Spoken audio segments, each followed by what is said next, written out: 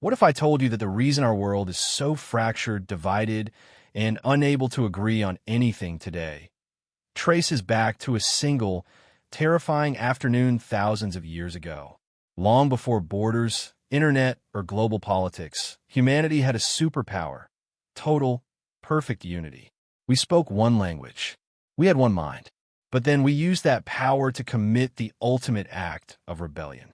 And in just 1 second, God broke the human race. This is the dark truth behind the Tower of Babel, and why its curse is still running through our veins today. Thousands of years ago, the earth was entering a brand new chapter. The catastrophic waters of the Great Flood had finally receded, and Noah's descendants were beginning to multiply and reclaim the world. God had given them a very specific mandate: to spread out, multiply, and fill the entire earth. But as the generations passed, the memory of the flood began to fade, and a new mindset started to take hold of humanity. They were no longer just looking to survive. They were looking to control their own destiny. At this unique point in human history, there was a powerful element that unified all of mankind. The Bible tells us that the entire world spoke one single language and used the exact same words. Imagine a world with absolutely no communication barriers. There were no foreign dialects, no translation errors, and no cultural misunderstandings. Whatever one person thought, they could communicate seamlessly to another. This absolute unity gave them immense power, but it also laid the foundation for a dangerous collective ego. As these tribes grew in number, they began to migrate together. Traveling as one massive, unstoppable community, they journeyed toward the east. They weren't scattering across the globe as God had intended. Instead, they were moving as a single, consolidated force. They were looking for a specific place where they could settle down permanently and establish an empire that would withstand the test of time. Eventually, their journey led them to a breathtakingly vast and fertile plain in the land of Shinar, located in the region of ancient Mesopotamia, what we know today as modern-day Iraq. The land was perfect. It was flat, rich with resources, and offered everything a civilization would need to thrive. Instead of continuing their journey to populate the rest of the world, the people looked at this plain and made a definitive, rebellious decision. They decided to stop right here and settle down. Once they settled in Shinar, a radical and highly ambitious idea began to circulate among the leaders and thinkers of the community. They realized that their numbers and their perfect unity gave them an unprecedented advantage. They began to tell one another that they shouldn't rely on the wilderness or live in fear of the unknown. They wanted to create something permanent, something monumental that would solidify their power forever. But they faced a major geographical challenge. The plain of Shinar did not have natural stone quarries for building large structures. In those days, most people built temporary shelters out of stone or sun-dried mud bricks, which would easily crumble over time. But these people were innovators.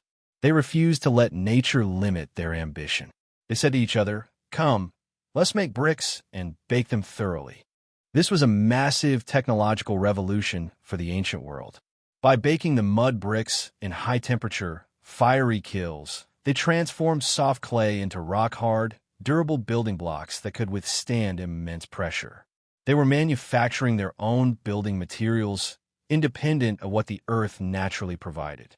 This gave them the confidence that they could build bigger, stronger, and higher than anyone before them.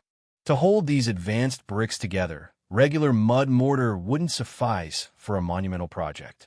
So they utilized another natural resource abundant in the region: bitumen, a thick, sticky, waterproof tar. By using kiln-fired bricks instead of stone and tar instead of mortar, they created an engineering system that was virtually waterproof and incredibly resilient. Many historians believe they were building a structure designed to survive another catastrophic flood, showing a complete lack of trust in God's promise. With their new technology ready, the grand construction project began. Thousands of people worked in perfect synchronization, driven by a shared obsession. The foundation of the city was laid out on a scale the world had never witnessed. Every single citizen had a role: And because they could communicate flawlessly, the work progressed at an alarming and highly efficient pace. As the city walls rose, they began the centerpiece of their civilization. Their official declaration, recorded in the book of Genesis, was this: "Come, let us build ourselves a city with a tower that reaches to the heavens." This wasn't just a tall building. They were constructing a ziggurat, a massive tiered temple tower common in ancient Mesopotamia, meant to bridge the gap between earth and the divine realm. Day and night, the labor continued. The tower became an unstoppable machine of human achievement. As it grew higher, it dominated the landscape for miles around. It became a symbol of human self-sufficiency. The people looked at the rising tower and genuinely believed that through technology, unity, and hard work, they could storm the gates of heaven itself and answer to no one but themselves. The tower grew so immensely tall that it began to pierce the lower atmosphere. For an ordinary person standing at the base, looking up, the top of the tower disappeared into the clouds. It gave humanity a false sense of security and godlike power. They felt invincible, believing that they had successfully conquered the limitations placed upon them by the Creator. But let's look deeper into their true motivation. The Scripture reveals their exact thoughts. Let's make a name for ourselves, otherwise we will be scattered over the face of the whole earth. Their driving force was pure arrogance and fear. They wanted to build a monument to their own fame and glory, completely ignoring God. They also directly defied God's command to spread out, choosing instead to isolate themselves in their own man-made fortress. The irony in the biblical text is profound. While humanity thought they were building something so grand that it touched the heavens, the Bible notes, with a sense of divine irony, that the Lord had to come down just to see the city and the tower. To a God who fills the universe, this massive human achievement was so microscopic, so tiny, that he had to condescend just to look at it. God closely observed the city and the tower that mankind was building. He saw their incredible potential. When humans are fully unified in purpose and can communicate perfectly, their capability is staggering. But God also saw a terrifying reality. If humanity remained united in sin and unchecked pride, there would be no limit to the evil and self-destruction they could achieve. Left to their own devices, they would completely ruin themselves. Out of mercy and justice, God decided to intervene. He did not send fire from heaven, nor did he destroy the tower with an earthquake. Instead, he targeted the very source of their power, their communication. God said, "Come, let us go down and confuse their language so they will not understand each other." With a single divine decree, the fundamental fabric of human society was about to change. In an instant, the divine confusion swept through the crowds. Imagine the sheer shock on that construction site. A master builder turns to his assistant and asks for a bucket of tar, but the words that leave his mouth sound like complete, unrecognizable gibberish. The assistant responds, trying to explain his confusion, but his words sound like an entirely different, strange language to the builder. Within minutes, the entire city fell into absolute chaos. Misunderstandings quickly turned into deep frustration. People thought their neighbors were mocking them or playing tricks. Tempers flared, and shouting matches broke out across every level of the tower. The seamless harmony that had built this empire evaporated, replaced by fear, suspicion, and anger. You cannot build a massive, highly complex engineering project without clear communication, without a shared language. The blueprints became useless, the supervisors couldn't give orders, and the laborers couldn't cooperate.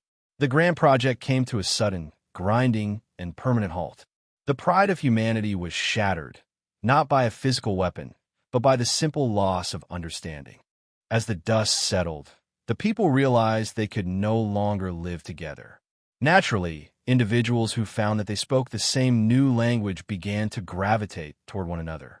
Families and small tribes huddled together, separating themselves from the groups they could no longer understand.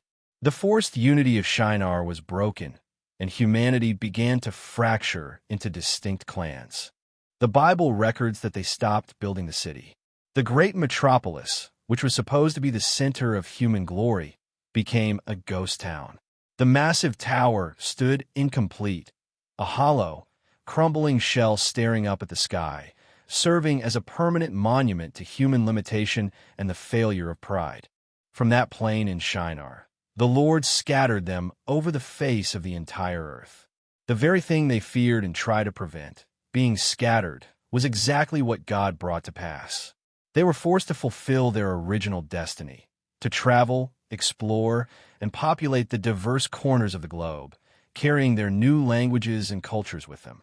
Because of this monumental event, the city was officially named Babel, which sounds like the Hebrew word for confusion. It became a word forever etched into human history, reminding every future generation of the day the Lord confused the language of the entire world and put an end to the arrogance of man. Today, our modern world still bears the scars of Babel. We live in a world divided by thousands of different languages, unique cultures, and constant communication struggles. Nations still build massive monuments, global networks, and advanced technologies, often driven by the exact same ancient desire to prove that humanity is the ultimate authority and that we don't need God. The ultimate lesson of the Tower of Babel is clear. Any life, any project, or any society built on human pride, without God at the center, is destined to fall apart. True and lasting unity cannot be manufactured by human effort. It can only be found when we humble ourselves and align our hearts with God's kingdom.